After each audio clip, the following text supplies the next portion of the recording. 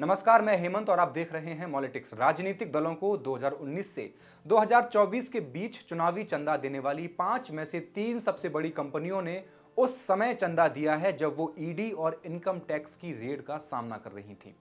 आंकड़ों से पता चलता है कि चंदा देने वाली टॉप 30 कंपनियों में से कम 14 ऐसी हैं जिन पर ईडी, सीबीआई और आईटी ने किसी न किसी केस में कार्यवाही की थी। पिछले 5 साल में राजनीतिक दलों ने 12,156 करोड़ रुपए का चुनावी बॉन्ड बनाया है, जिसमें बीजेपी को चुनावी बॉन्ड के जरिए 6,000 करोड़ रुपए से भी ज्यादा का चंदा मिला है। बीजेपी ने 2024 के लोकसभा चुनावों से पहले इसी साल जनवरी में 202 करोड़ रुपए के चुनावी बॉन्ड बनाए हैं। बीजेपी कांग्रेस ने 2019 के लोकसभा चुनाव के दौरान कितने चुनावी बॉन्ड भुनाए, इसके लिए आपको अप्रैल और मई 2019 का इलेक्टोरल बॉन्ड का डेटा खंगालना पड़ेगा, जो कहता है कि लोकसभा चुनाव के दौरान अप्रैल मई 2019 में बीजेपी ने करीब 1771 करोड़ रुपए भुनाए थे। आंकड़ों से एक बात और पता चली है, बीजेपी ने 2019 के लोकसभा चुनावों के दौरान और नवंबर 2023 के दौरान मध्य प्रदेश, राजस्थान, छत्तीसगढ़ और तेलंगाना विधानसभा चुनाव के दौरान सबसे अधिक चुनावी बॉन्ड इन कैश करवाए हैं। अब बात कर लेते हैं उन कंपनियों की जिन्होंने सबसे ज्यादा चंदा दिया है। जिन बड़ी कंपनियों ने सबसे ज्यादा चंदा दिया है वो ऐसे क्षेत्रों में काम करती हैं जहां संसाधन दुर्लभ हैं, और वो कंपनियां या तो सरकार द्वारा कंट्रोल्ड हैं या जिन्हें सरकारी एजेंसियों से लाइसेंस और मंजूरी की जरूरत होती है। ये जो बिजनेस करती हैं उनमें mining and metals, energy and telecom से लेकर ड्रग्स एंड फार्मास्यूटिकल्स और रियल एस्टेट एंड कंस्ट्रक्शन जैसे काम शामिल हैं। इन बड़े बड़े दानदाताओं में lottery company future gaming, infrastructure firm Megha engineering, Vedanta और आधार पूनावाला की कंपनी शामिल है। कमाल की बात तो यह है कि अस्पतालों को उल्टा सरकार से चंदा लेना चाहिए, लेकिन हमारे देश के बड़े बड़े अस्पताल आज गरीबों को डरा धमकाकर उनसे मोटा पैसा वसूल करते हैं। उसी पैसे से सरकार को करोड़ों का चंदा चुनाव लड़ने के लिए दे दिया जाता है। अप्रैल 2019 से अब तक जितने भी इलेक्टोरल बॉन्ड खरीदे गए हैं उनमें से आधे से ज्यादा रुपए के बॉन्ड सिर्फ 23 कंपनियों ने खरीदे हैं। सैकड़ों पेजों की पीडीएफ को खंगालने के बाद पता चला इन सब में सबसे ज्यादा इलेक्टोरल बॉन्ड के जरिए चंदा देने वाली company future gaming and hotels private limited है, जिसके मालिक सैंटियागो मार्टिन हैं। Santiago Martin future gaming company के मालिक होने के साथ साथ all India federation of lottery trade and allied industries के प्रेसिडेंट भी हैं। सारे जोड़ घटाव करके सामने ये आया कि इस लॉटरी कंपनी ने अब तक कुल 1368 करोड़ का चंदा दिया है। हम कोई पुष्टि नहीं कर रहे, लेकिन ईडी के छापों की तारीख और इन चंदों को दिए जाने की तारीख के तार ना चाहते हुए भी आपस में जुड़ जा रहे हैं। सैंटियागो मार्टिन की कंपनी, जो पहले future gaming solutions private limited के नाम से जानी जाती थी, फिर इसका नाम बदला मार्टिन लॉटरी एजेंसीज लिमिटेड और मौजूदा दौर में ये future gaming and hotel services private limited के नाम से रजिस्टर्ड है। इस कंपनी के खिलाफ prevention of money laundering act के प्रावधानों के तहत सीबीआई एक चार्जशीट दायर करती है, जिसके आधार पर जांच शुरू कर दी जाती है। 2019 में भी ईडी ने लॉटरी स्कैम मामले में पीएमएलए के तहत सैंटियागो मार्टिन और उनके सहयोगियों के कोयंबटूर जिले में स्थित इमारतों के साथ 61 फ्लैट, 22 खुले प्लॉट और 6 प्लॉट की 120 करोड़ रुपए की करीब की संपत्ति कुर्क की थी।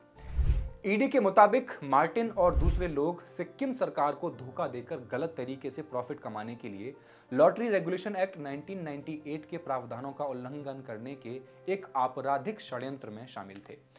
22 जुलाई 2019 को एक बयान में मार्टिन और उनके सहयोगी 1 अप्रैल 2009 से 31 अगस्त 2010 के बीच टिकट के दामों में मनचाहा बढ़ोतरी कर तकरीबन 910 करोड़ रुपए का प्रॉफिट कमा लेते हैं। उसके बाद शुरू होता है खेला, तुम मुझे चंदा दो, मैं तुम्हें धंधा दूंगा। ईडी 2019 की शुरुआत में फ्यूचर गेमिंग के खिलाफ मनी लॉन्ड्रिंग की जांच शुरू करती है। नतीजा ये होता है कि उसी साल जुलाई में ईडी कंपनी से जुड़े 250 करोड़ की संपत्ति को जब्त कर लेती है। कुछ ही महीने बीतते हैं कि अक्टूबर आते आते 2020 में कंपनी एक ही दिन यानी 27 अक्टूबर को 90 करोड़ रुपए चंदा दे देती है, और ये चंदा देने का सिलसिला कुछ और महीने तक यूं ही चलता रहता है। साल आता है 2022। 5 जनवरी 2022 को 100 करोड़ रुपए फिर दिए जाते हैं, यानी ईडी के एक छापे के बाद अब तक कुल 544 करोड़ रुपए के आसपास चंदे के रूप में दिए जा चुके थे।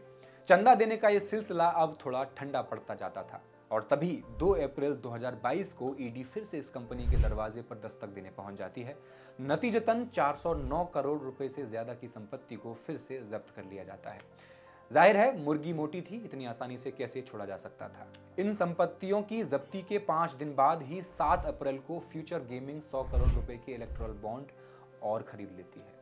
इलेक्टोरल बॉन्ड खरीदने का यह सिलसिला फ्यूचर गेमिंग का जनवरी 2024 तक चलता रहता है, जो 1300 करोड़ रुपए से ज्यादा तक पहुंच जाता है। इस तरह 2021 में ही 354 करोड़ का चंदा फ्यूचर गेमिंग कंपनी द्वारा दे दिया जाता है।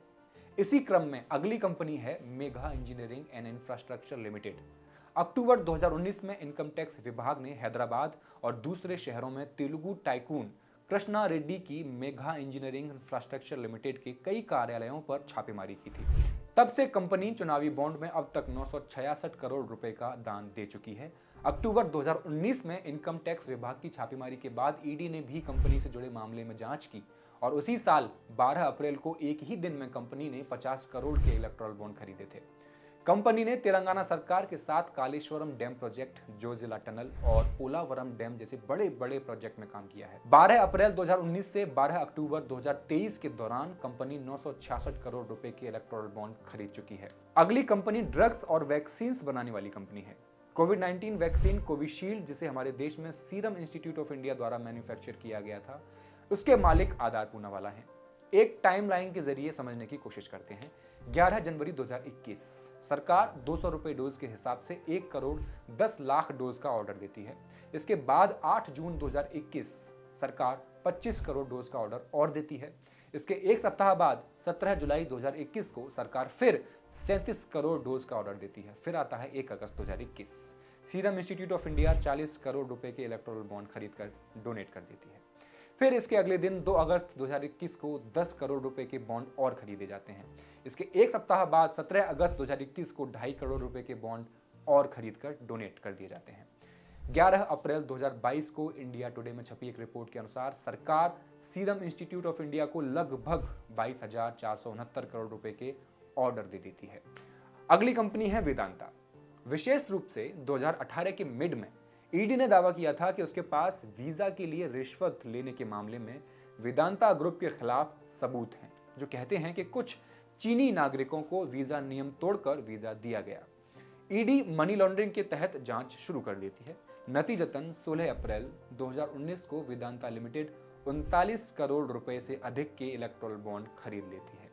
एक हफ्ता ही बीतता है कि 25 अप्रैल 2019 को वेदांता लिमिटेड को केंद्रीय पर्यावरण मंत्रालय राजस्थान ने तेल और गैस परियोजना के विस्तार के लिए मंजूरी दे दी। इसका निवेश था 12,000 करोड़ रुपए। इसके बाद भी वेदांता लिमिटेड बार बार इलेक्टोरल बॉन्ड खरीदता रहा। साल आया 2022। उत्तर प्रदेश, उत्तराखंड, पंजाब, मणिपुर और गोवा में चुनाव होने थे। ईडी अपना काम शुरू करती है और ये केस सीबीआई को भेज देती है। वेदांता वाला सीबीआई ने इस संदर्भ में 2022 में भ्रष्टाचार का मामला दर्ज किया।